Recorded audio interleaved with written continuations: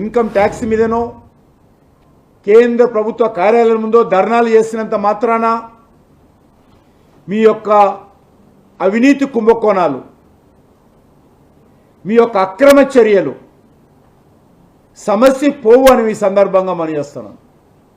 ప్రజలు ఇంకా మర్చిపోలే బోఫార్స్ కుంభకోణం, ప్రజలు ఇంకా మర్చిపోలేదు బొగ్గు కుంభకోణం, ప్రజలు ఇంకా మర్చిపోలేదు 2G స్పెక్ట్రమ్ కుంభకోణం, ప్రజలు ఇంకా మర్చిపోలేదు హెలికాప్టర్ల కుంభకోణం. వాస్తవంగా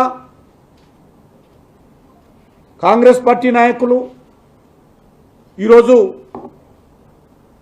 ధర్నాలు చేయడం అంటే ప్రజాస్వామ్యాన్ని, భారత రాజ్యాంగాన్ని,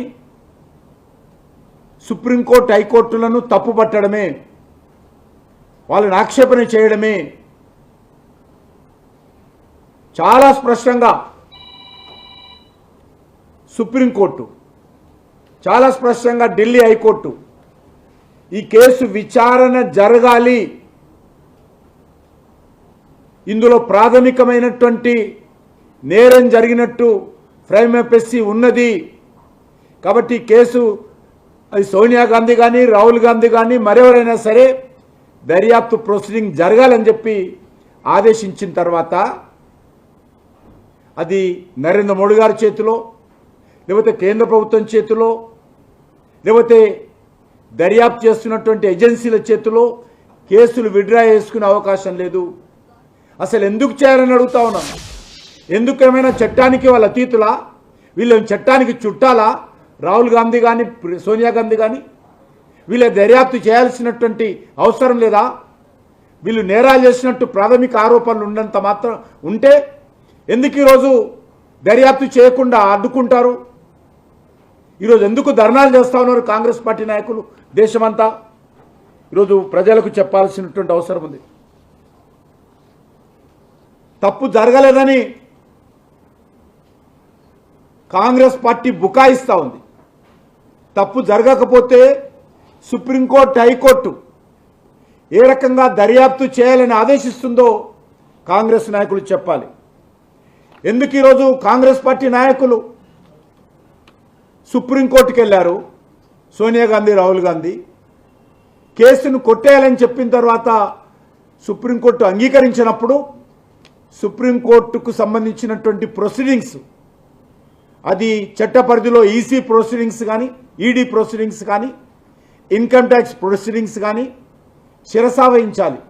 ఈరోజు ఈడీ ప్రొసీడింగ్స్ను వాళ్ళు వ్యతిరేకిస్తూ రోడ్ల మీద పడి నిరసన వ్యక్తం చేయడం ఏదైతున్నదో ఇది రాజ్యాంగబద్ధమైనటువంటి సంస్థలను అవహేళన చేయడము, తాము చేసినటువంటి అవినీతి కుంభకోణాల నుంచి ప్రజల దృష్టి మళ్లించేటువంటి ప్రయత్నం చేస్తూ ఉన్నారు. మీరు దేశం కోసం చేసినటువంటి పనులు కావు. ఎందుకోసం ఇళ్లను ఈరోజు వదిలివేయాలి? ఇంత అవినీతి కుంభకోణాలకు బహిరంగంగా పాల్పడితే దర్యాప్తు జరగకుండా ఈరోజు కాంగ్రెస్ పార్టీ కార్యకర్తలు, నాయకులు కేంద్ర ప్రభుత్వ కార్యాలయం ముందు ధర్నా చేయడం అంటే ఇది పూర్తిగా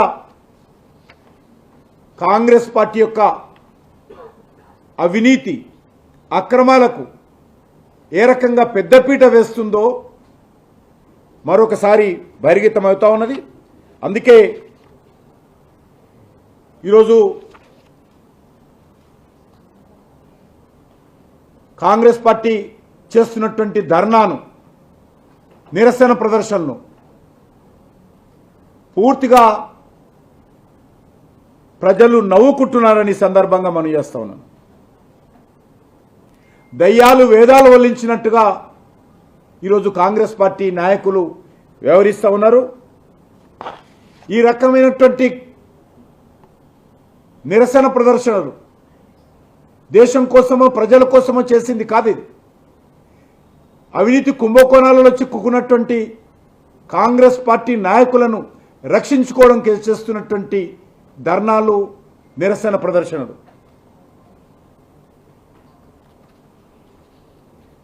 అసలు నేషనల్ హెరాల్డ్ పత్రికలో సుమారు 5,000 మంది స్వతంత్ర సమరయోధులు ఉండేవాళ్ళు మెంబర్స్గా. వాళ్ళందరూ కుటుంబ సభ్యులు కానీ వాళ్ళ పేర్లు కానీ పోయాయి.